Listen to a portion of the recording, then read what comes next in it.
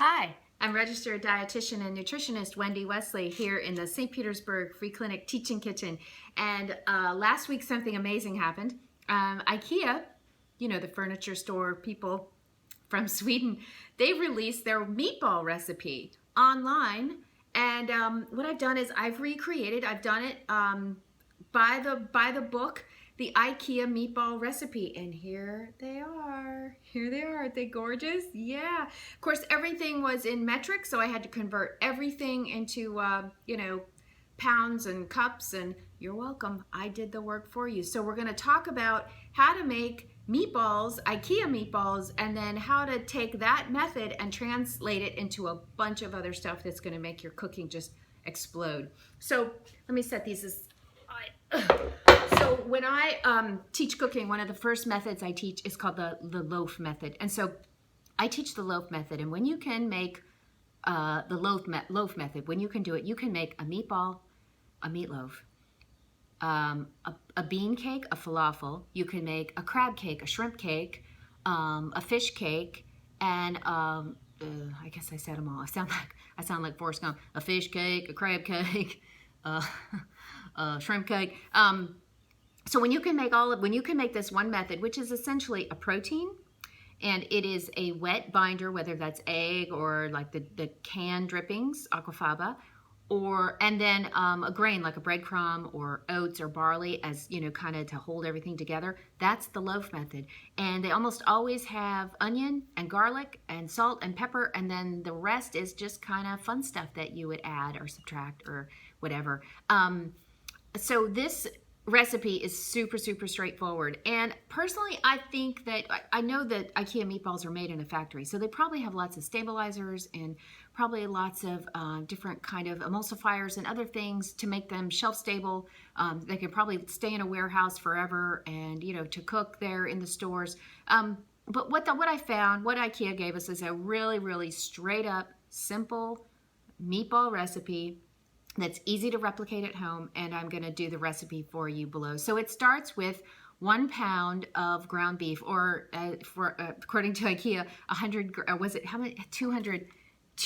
What is it? I need to put my glasses on. What was it? I wrote it down here. 500 grams of ground beef, or a pound. So typically in the grocery store, when you see this size of a container, you know, it comes and it's ground beef here, and it's got the cellophane on it. It's typically 1 pound. It might be slightly under, and it might be a little bit more.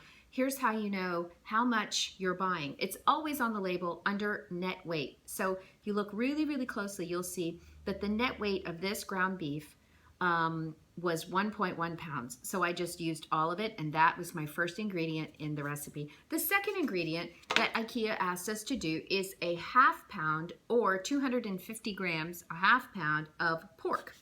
So I got this at Publix, and this came in a pound container, so obviously I used half. So the net weight on this ground pork, this is the smallest increment I could find, was 1.2 pounds. And of course, that's written here under net weight.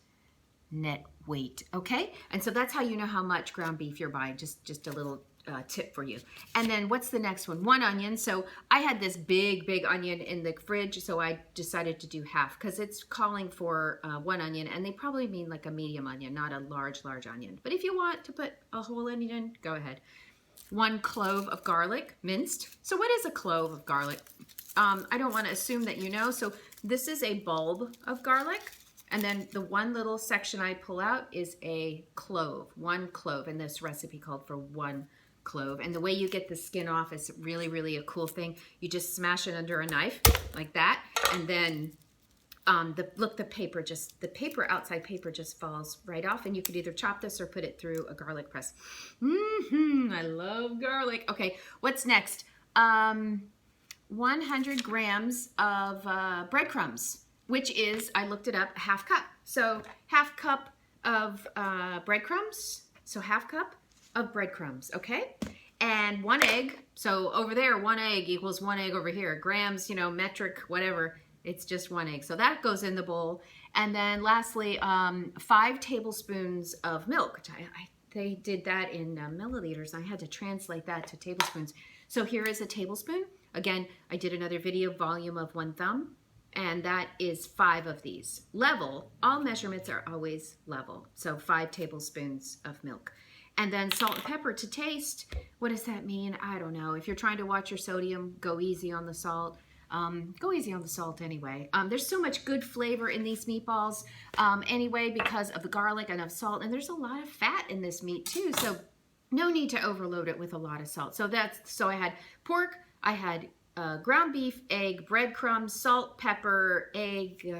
Yeah, pretty straight up, simple recipe. Thank you, IKEA, for being really, really nice and giving us your meatball recipe during our quarantine.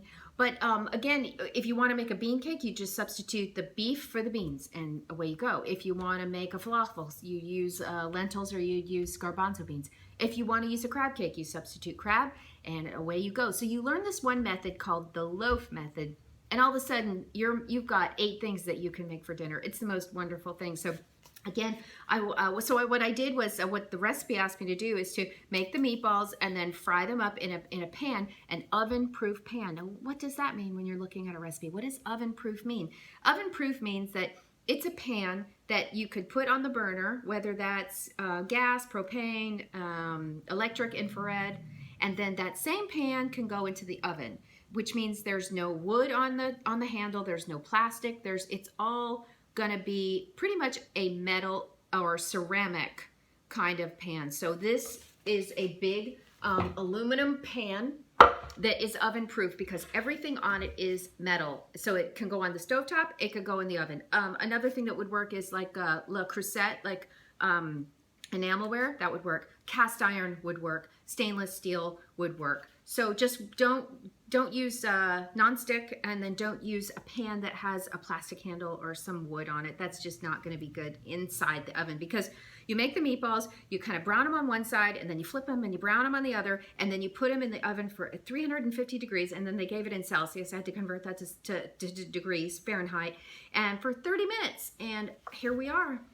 Here we are. Look at these gorgeous meatballs. I can't wait to have them. This is what my son and I are having for dinner tonight. And when I was a kid, my mom used to add a little bit of sour cream and make a sauce and then make noodles. And that was like my favorite meal. So, hey, Mom, hope you're listening. I'm Wendy Wesley, registered dietitian, nutritionist here in the St. Pete Free Clinic Teaching Kitchen with IKEA Meatballs. Hope you can make them and enjoy. Stay healthy and safe. Bye-bye.